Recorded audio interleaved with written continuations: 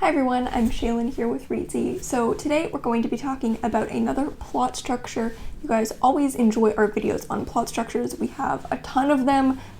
Save the Cat, The Hero's Journey, the Dan Harmon plot embryo, the Fichtean curve, which is a personal favorite of mine, even more. I'll leave a playlist with all of our different videos on various story structures in the cards and in the description. Today we're going to be looking at the 7-point story structure. So this is a story structure that has a lot of elements that are similar to other structures. You'll probably recognize a lot of the beats and you've probably seen a lot of the plot points before. What's unique about this story structure is how it's used to develop an idea into a plot. So this is a relatively new plot structure. It was only popularized first in 2013 by Dan Wells, and the origins of this actually come from tabletop role-playing games. So he took the structure outlined in the Star Trek role-playing game Narrator's Guide and he turned that into a story structure that can be applied to a novel. This story structure only has 7 main beats, so it's a pretty flexible one. It's not as specific as something like The Hero's Journey that has a lot more plot beats, only 7 plot beats throughout a novel, so there's quite a lot of wiggle room, and the beats are all fairly easy to understand. The main purpose of this structure isn't just to say this is how a novel should be structured, it's actually kind of a method of taking an idea and using these 7 plot beats, developing it into a plot. With any plot structure, you always have to prioritize your story over the structure. It's always more important to do what's best for your book than follow the structure exactly. But this is definitely a useful one if you have a concept and you're not sure how to develop it into a plot. So we're going to be looking at the different beats in the 7-point story structure and using an example, which is going to be The Hunger Games, because The Hunger Games fits this plot structure pretty well, and it's also been out for a while. So let's first look at the 7 story beats before we go into a longer example. So the first beat is the hook. This is the introductory beat. You'll see an introductory beat in pretty much every story structure, naturally, because the story has to begin somewhere. The hook is just a compelling introduction to the world or the characters. Really, the most important thing about it is that it's intriguing. Next is plot turn 1. In a lot of story structures, we would call this the inciting incident or the catalyst. This is basically an event that draws the character from their regular everyday world into the world of the story. We've got an entire video on the inciting incident and what that looks like, so I'll leave a link to that in the description. Next is the first pinch point. This is where the stakes are raised due to the introduction of an antagonist or some major conflict. Then there's the midpoint, another plot beat that you'll find in tons of story structures. We've also got a whole video on the midpoint. This is a turning point in the middle of the story where the character goes from being reactive to being active. Then there's the second pinch point. This is where the major conflict takes a turn for the worst and all seems lost for the protagonist. Then there's the second plot turn. This is where the protagonist discovers or learns or realizes something key that helps them resolve the conflict or defeat the antagonist. And then there's the resolution, which is where the antagonist is defeated and the story is resolved. If you've ever studied any story structure before, a lot of this is probably very familiar. It's got the same general shape as most plot structures, so there's nothing really revolutionary about these points in and of themselves. What's unique is the method that Wells outlines, where he uses these plot beats basically as symmetrical markers throughout a plot and then uses them to develop the plot line in a non-linear way. So let's look at an example and develop a story together. However, the story we're developing is a story that already exists.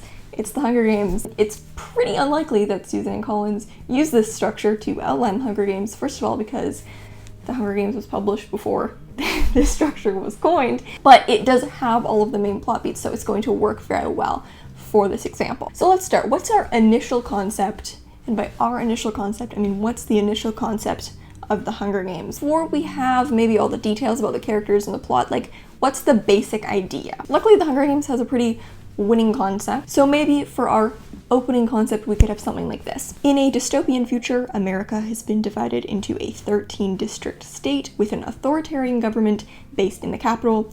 Each year, 2 teenage tributes are selected from each district to participate in the Hunger Games, a nationally televised competition where they fight to the death. So let's take that concept And using Wells' structure, let's kind of imagine what it would be like to re-outline the Hunger Games using this structure. Step number 1 is to decide on the resolution. When you're using this method, you actually begin at the end. Because of that, I think this would be an especially good story structure to use if you were doing something like outlining a mystery novel, because you can start at the end at that big reveal and then build back up to that moment.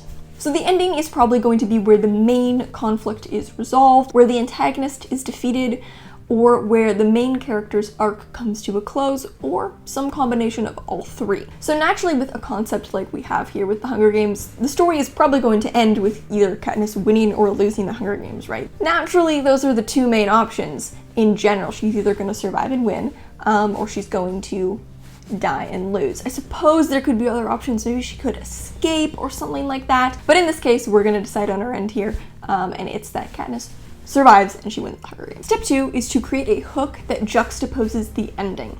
So we've got the end, now we're going to jump all the way back and look at the beginning. Wherever your protagonist ends, you want them to start in an opposite place, but a place that can still lead in a satisfying way to that end point. The goal of the hook is to grab the reader's attention and get them to keep reading. So we want there to be interesting things going on in the world and in the character's life, even before the plot has actually started. What would be a good way to open on our main character? We know that in the end, the main character is going to emerge victorious in this very intense, high-stakes competition. So maybe we'll begin with her in kind of the opposite place.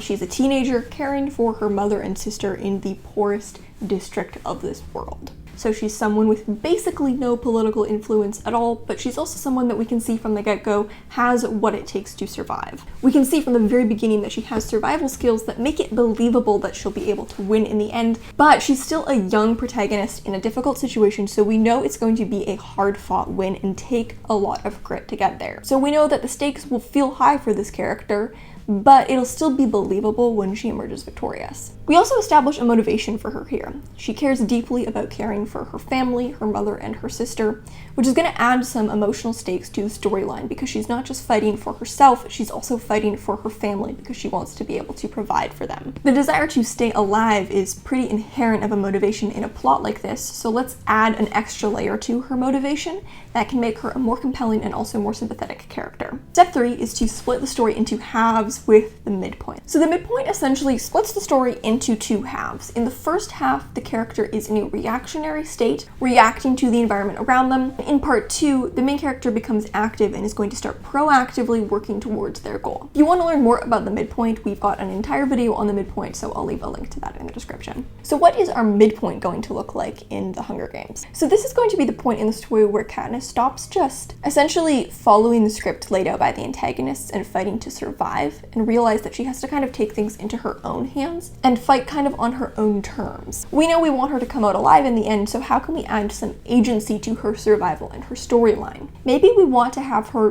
basically defy one of the rules that has been put in place. So one of the rules is that there can only be one survivor.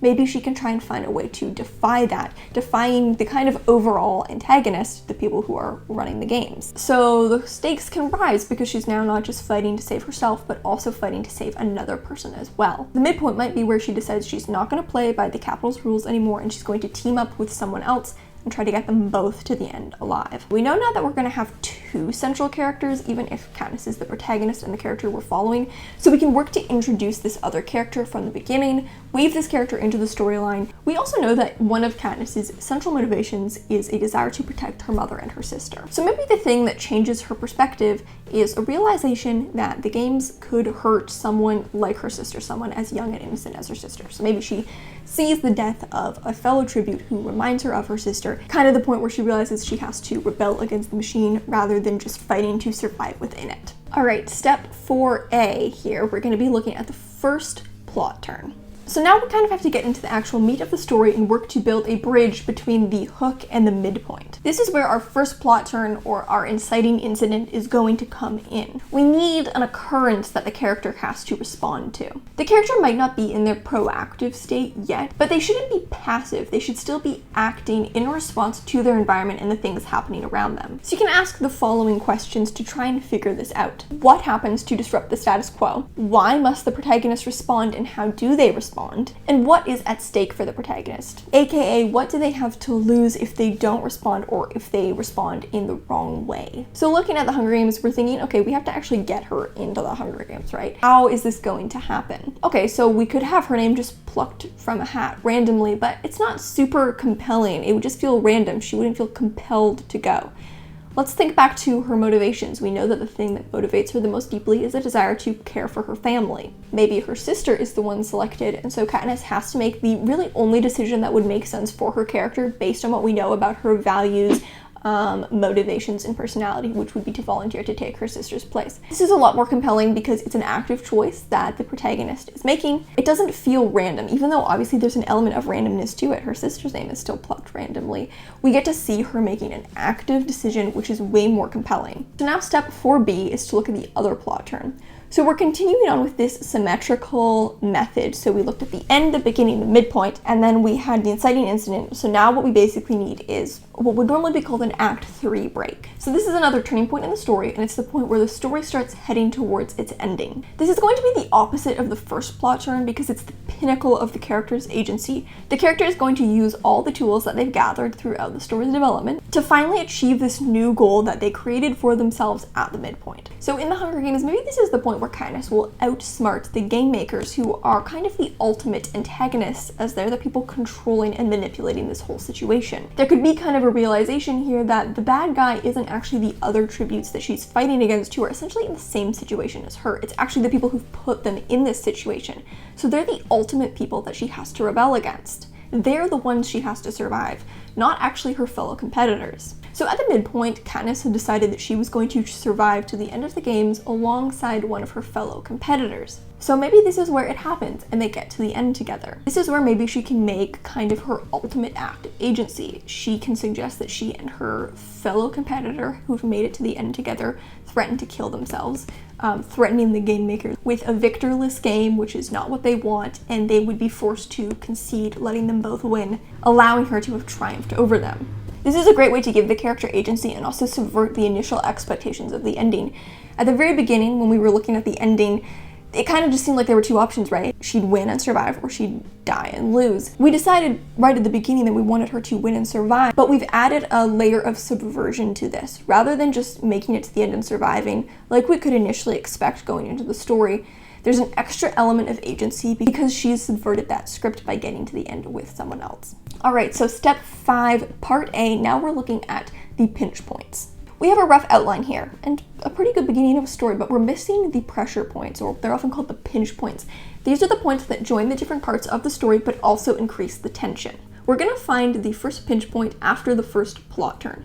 This is a point where the stakes are going to rise because we're going to be introduced to the antagonist. This will show the reader how challenging the route ahead is going to be. So in the Hunger Games, this is a plot where, it's pretty clear what the stakes are from the beginning. I would say that this concept lends itself to very high stakes quite naturally. I don't think Susan Collins was ever in shortage of stakes while writing this novel, but there are still ways to raise them. So this is the point where the stakes are going to be raised because we'll be introduced to all of Katniss's fellow competitors and realize, okay, this is not going to be a cakewalk, like some of these people mean business. This is also where we can introduce kind of the ultimate antagonist, the people who actually design the games and make them happen. Even though they might not seem like the most pressing threat immediately, because they're not the people that Katniss is actively fighting against, we do know that they're going to become the ultimate antagonist by the end, so this is where we can introduce them. We're also going to need a second pinch point. This is also going to mirror the first pinch point, so it's going to happen after the midpoint, but before the first plot turn. This is basically the point where you kind of just take away